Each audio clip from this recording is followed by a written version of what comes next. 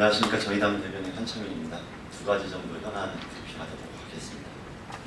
먼저 김영한 전 청와대 민정수석의 그 대응 매뉴얼 관련해서 말씀드리겠습니다. 청와대 죄송합니다. 다시 하겠습니다. 김영한 전 청와대 민정수석이 가지고 있던 세월호 참사 당시 청와대의 대응 문건이 발견됐습니다. 해당 보고서는 세월호에 대한 체계적인 후속 대책과 국민들에 대한 책임 의식 대신 대통령 지지도 하락에 대한 우려와 정치적 회피책들로 가득 차 있었습니다. 보고서는 세월호의 원인과 그 결과 모두 정부의 큰 책임이 있음에도 불구하고 세월호 참사를 마치 남의 일인 양 여객선 사고로 치부해버렸습니다. 또한 사고에 대한 대통령의 책임이 커지는 것을 우려하여 여론전, 유족 분열책, 보수단체 동원 등 치졸한 수단들이 대응책으로 적혀 있습니다. 이 같은 인식과 대응에 대해서 참담함을 금할 수 없습니다. 그동안 대통령과 정부는 304명의 참사 피해자와 가족뿐 아니라 당시 참담한 슬픔에 잠겨있던 모든 국민들을 속여온 것입니다. 더 충격적인 것은 이러한 의도가 모두 현실로 나타났다는 것입니다.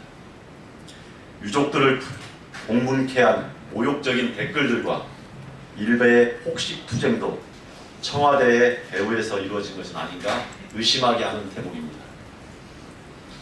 기막힌 현실을 접하며 박근혜 정부는 정말 사이코패스 정부가 아닌지 묻고 싶습니다. 최소한의 연민도 인간적인 예의도 없는 대통령과 정부 인사들에게 측은지심을 느낄 따름입니다. 박근혜 정권의 어두운 속살이 드러날수록 국민들의 절망과 분노는 더욱 커져갑니다. 진상규명을 통해서 타락한 정권이 어디까지 침몰되었는지 반드시 책임을 그리고 진상규명을 할 것입니다. 다음은 세월호 참사 당일 국군 수도병원 간호장교회 청와대 출입에 대해서 말씀드리겠습니다. 세월호 참사 당일 국군 수도병원 소속의 간호장교가 청와대로 파견을 나갔다는 사실이 확인되었습니다. 차움병원에서 박근혜 대통령의 주사제를 대리 처방했던 김상만 녹십자 아이메드 원장의 진술에 따르면 정맥주사는 간호장교가, 피하주사는 자신이 직접 처방했다고 합니다. 이 진술에서 등장하는 간호장교의 행적은 세월호 참사가 벌어지는 당시 실종된 대통령의 7시간과 맞닿아 있는 것으로 보입니다.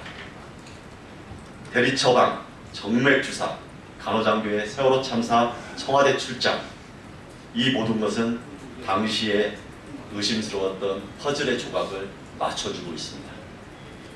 베일에 쌓여있던 박근혜 대통령의 7시간 행적이 서서히 진실의 수면 위로 드러나고 있는 것입니다.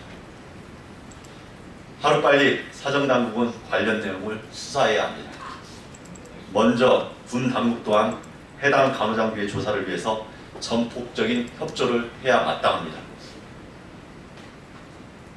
시간이 지날수록 박근혜 정부 안에서 벌어졌던 모든 의혹들에 대한 판도라의 상자가 열리고 있습니다. 박 정권은 열린 판도라의 상자를 억지로 닫으려고 하지만 이대로라면 박근혜 대통령의 판도라 상자에는 마지막에 남아있던 희망도 없어질 것입니다. 진실을 가두면 가둘수록 더욱 참담한 결과만 기다릴 것입니다. 박근혜 대통령은 스스로 자리에서 물러나 진실을 구하고 국민들에게 속죄해야 할 것입니다. 그것만이 최악을 막는 유일한 동아줄이라는 것을 박근혜 대통령은 명심하기 바랍니다. 이상입니다.